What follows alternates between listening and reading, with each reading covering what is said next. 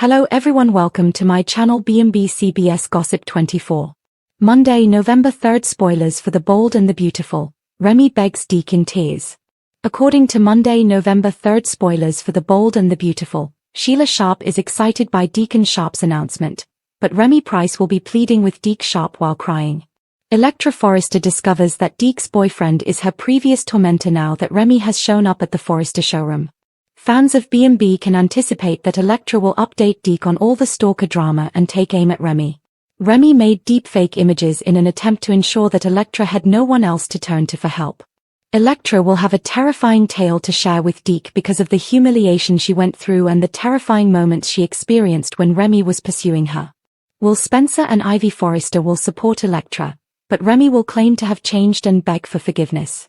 Electra and the others will be reassured by Deke that he was unaware of all of this. Deke will be horrified by Remy's behavior, but once they are alone in the design office, he will at least give Remy an opportunity to defend himself. Remy will insist that he has changed as a person, even as Deke attacks him for his deranged behavior. Remy will cry as he tries to persuade Deacon that he would never act in such a manner again. Remy will try to persuade Deke not to hold him accountable for his past because Deke has fallen in love with who he is now. But given his relationship with Luna Nozawa, Deke would question whether Remy has truly transcended that cunning mindset. It might get worse if Deke learns that Remy paid Luna a visit while incarcerated. Remy might face several charges against him on Monday's broadcast because Deke had already warned him to stay away from Luna. He'll try to put his feelings for Taylor Hayes aside with Deacon, but it won't be simple. In order to get Sheila to respond favorably and want to attend the ceremony with him, Deacon will also tell her about Hope Logan and Liam Spencer's, Scott Clifton, wedding plans. According to spoilers for The Bold and the Beautiful, Beth Spencer's wish to exclude Sheila from the wedding may cause problems in upcoming episodes, so pay attention. I beg you to believe me. Remy's voice cracks as he begs Deke to accept that he is equally a victim of Sheila's manipulation and that he never intended to conceal his involvement with the Crimson Trust papers. But Deke doesn't change his expression. According to the source, Deke feels he can't tell where Sheila ends and Remy begins. Every file, password, and message points back to him, even though he loves Remy. Doubt like that quickly erodes trust. When Remy holds Deke's hand and murmurs, "You were the only thing I didn't lie about," the encounter reaches a heartbreaking point. Insiders claim that this is the episode's emotional focal point, one that could change how viewers perceive both men going forward. High voltage sign Electra's finding. As she proceeds to examine Sheila's Crimson 3 inheritance file, Electra Logan discovers something she never expected. A reference to an unpublished will from Massimo Marone's estate is hidden in the metadata, raising the possibility that Sheila concealed cash transfers under his name. The author subtly suggests that Electra realizes the inheritance may connect the Forresters, Spencers, and Marones all under one corrupted code. She simply isn't aware that she is being watched. At the conclusion of Monday's show, Electra gets a single text message on her phone from an unidentified number that reads, "Stop digging." D. Explosion symbol the cliffhanger. When Deke murmurs, "There's something you need to see," Remy turns to go back to the loft. He plays a video message that was found on the missing Crimson Trust drive and shows Remy and Sheila Carter meeting months ago. The audience will yell, the producer chuckles. Because that footage alters everything, whether it is authentic or fake. "If you didn't betray me, why are you in her office?" Deke whispers as the program comes to a close. And Remy, crying, was unable to respond. Luna enters the Forrester mainframe late at night with Ivy's assistance. Sheila's characteristic crimson holographic symbol appears at the beginning of the file, followed by a sequence of Zurich bank statements linked to an offshore entity with the designation FC Operations in Zurich. Ivy initially believes it to be merely a defunct account. Then she sees Steffi Forrester Finnegan's signature. According to the insider, fans are going to gasp.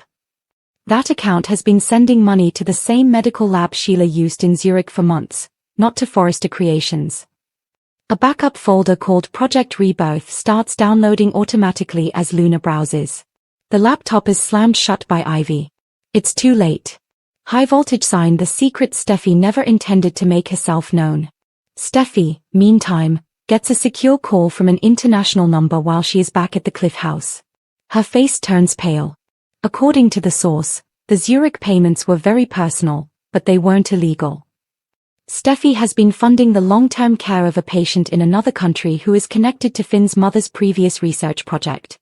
Could Sheila's neural code research use the sufferer as a living test subject? Steffi discovers that Luna's breach has just caused an alert at the Zurich clinic as alarms begin to buzz at Forrester. Their secret is now known to someone. Broken heart Luna capturates. Ridge and Carter confront Luna and Ivy about the breach by dawn. Despite Ridge's rage, Luna is unyielding. Luna asserts, "I have a right to know if Steffi has been concealing something that endangers my baby." Ridge tries to defend his daughter, but Ivy quickly reveals that she discovered evidence of Steffi's connection to Zurich and that one of the digital contracts had Sheila's name on it. When Steffi bursts in and slaps the printed file on the table, the altercation is over. She says in a shaky voice, "You want the truth? All right. You'll regret it after you hear it, though." The episode's conclusion that transforms everything. The Forrester security monitors flicker as Steffi gets ready to confess. The red logo flashes once more, followed by the words, "Initiated Project Rebirth." The lights in the building are dim. Additionally, a patient's monitor in a hospital room in Zurich starts beeping for the first time in months. The showrunner claims that this is the most daring cliffhanger to date. With each heartbeat, Sheila Carter's shadow deepens and someone long believed dead is waking up. Where is Luna? The phony producer declares. That line stops everyone cold. Because the patient has a hauntingly familiar appearance, like an older, mirror image of Luna. As Ivy confirms the impossibility, that the genetic data matches Luna's maternal line, the disclosure causes fear throughout Forrester Creations. Miko Nozawa, Luna's long-lost aunt who was thought to have perished in a lab explosion 10 years prior, is the patient. Explosion symbols Steffi's account. At last, as the Zurich signal intensifies and alarms sound, Steffi tells Ridge, Ivy, and Luna the truth. According to the source, Steffi reveals that Miko survived the same explosion Sheila orchestrated years ago. Steffi has been covertly funding Sheila's rehabilitation ever since he discovered her in Zurich's trauma ward while looking into her biotech connections. Steffi was motivated by guilt rather than greed. Sheila had assured Steffi that she could remove painful memories from Finn's past by using Miko's neurological data. However, Steffi withdrew prior to the procedure, leaving Sheila incensed and Miko in a coma. Steffi is concerned that Sheila might have implanted something more, a digital shard of her own awareness, in Miko's psyche when he stares. The patient considers you high-voltage sign. As Carter and Ridge rush to cut the stream, the Forrester boardroom becomes a command center. However, Miko's eyes widen before they can. Crimson lights flicker. A slight grin appears on her face. Miko. I remember everything, Steffi. The connection ends abruptly. The producer claims, it's the ultimate soap moment.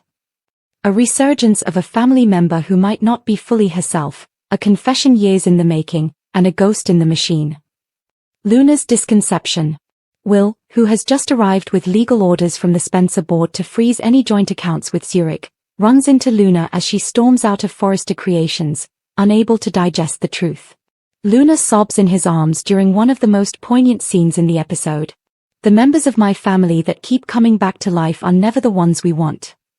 Will's phone vibrates, but he swears he will protect her. There is just one text displayed along with the same Zurich number. The patient also recalls you. In Zurich, Steffi touches down.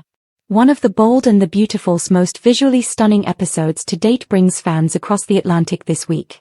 Determined to finally solve the enigma underlying Project Rebirth, Steffi Forrester Finnegan boards a Forrester aircraft headed for Zurich.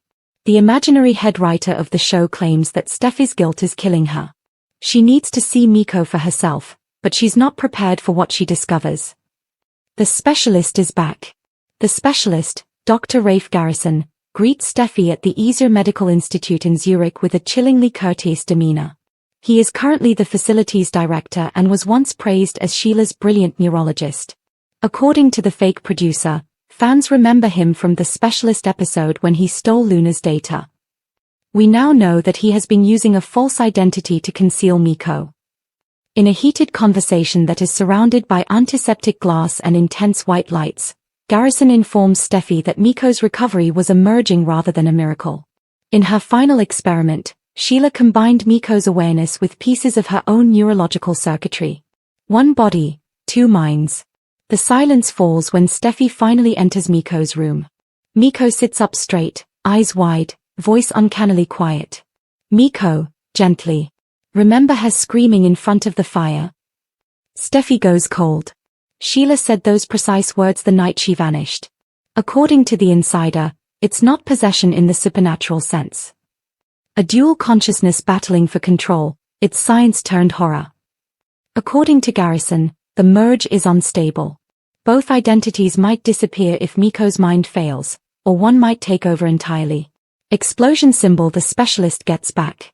Steffi quickly discovers, however, that Garrison's intentions are retaliation rather than atonement. He accuses Sheila's research funders, the Forresters, of using his genius and abandoning him to bear the consequences. Garrison. You were the money, but Sheila was chaos. Additionally, I plan to gather interest. He demands that Steffi turn over the remaining Forrester Zurich monies to him, locks the lab doors and initiates the building's lockdown procedure. The red color of the alerts is the same as the Crimson Echo emblem. Broken heart Miko resists. Miko starts convulsing as Steffi begs for composure. Her monitors display a random code that is half digital writing and half human vitals. Her eyes briefly flare scarlet before clearing as she gasps. Miko, having trouble. Sheila is present, but she is losing. The fictional director remarks, this is the first time we see Miko actively resisting Sheila's influence. It's unvarnished, terrifying, and oddly heroic.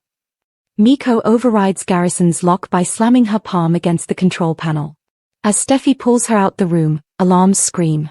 High voltage sign the exploring finale. Garrison shows up with a syringe as they approach the hallway. The vial breaks on the floor as Steffi turns to block him. Before passing out, Miko mumbles one final sentence. Miko. I am more than just her.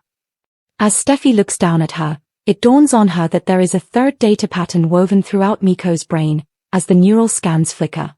It is labeled Subject 10 Initials, FF on the monitor.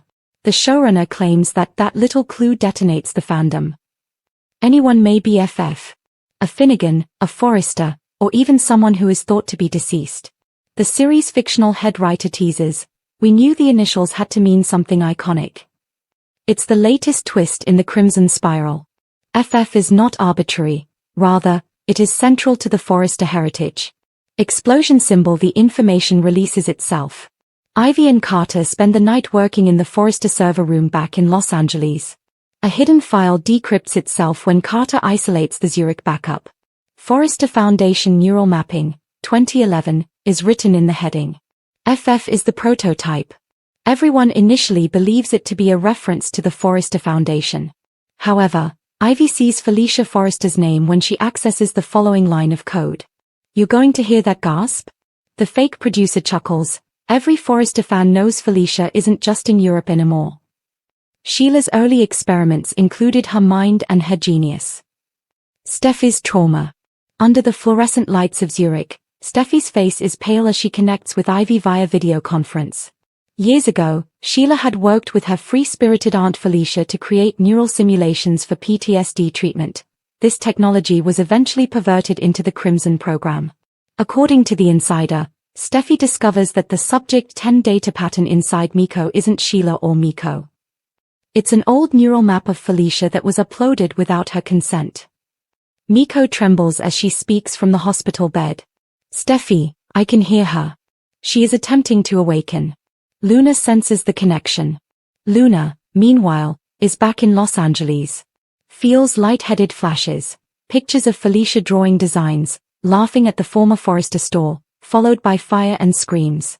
Her monitor and Miko's abroad are in sync. She's bridging across the link, Carter murmurs. The showrunner claims that this is the point at which the Crimson story transitions from a technological thriller to a spiritual legacy. The women from Forrester are actually sharing consciousness. Personal computer what the code means.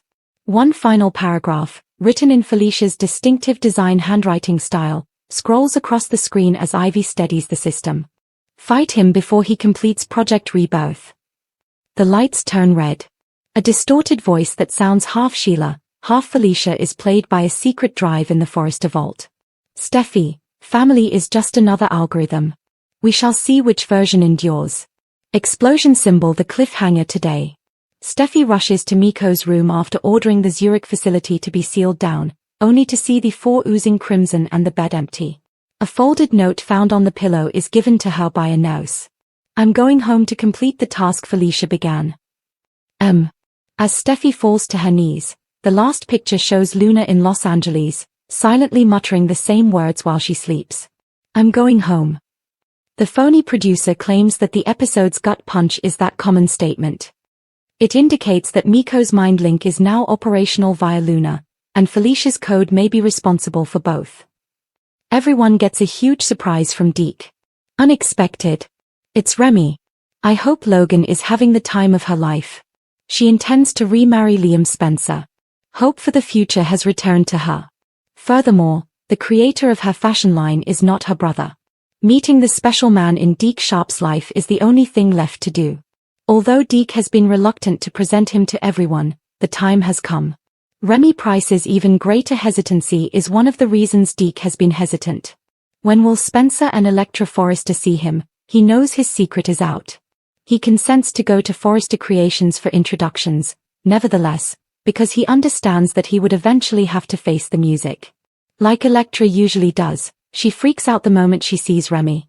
She believed that she had moved on from the man who had harassed her and shared fake photos of her online, but now he is standing next to her in Eric Forrester's, John McCook, office, and she is at a loss for what to do. Read this, B&B spoilers. Steffi can't help but shield Taylor, and Finn rushes to prevent her from making a fatal error.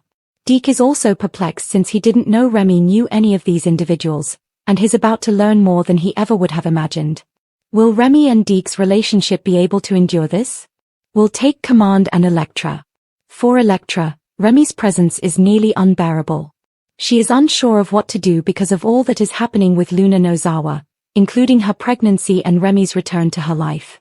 Will assures Electra that no matter what, he can always rely on her. They promise to work through things together, but if Luna has any say in the matter, that will be difficult. Will and Electra are unaware that Luna has a buddy in Remy, who might not have fully changed his ways.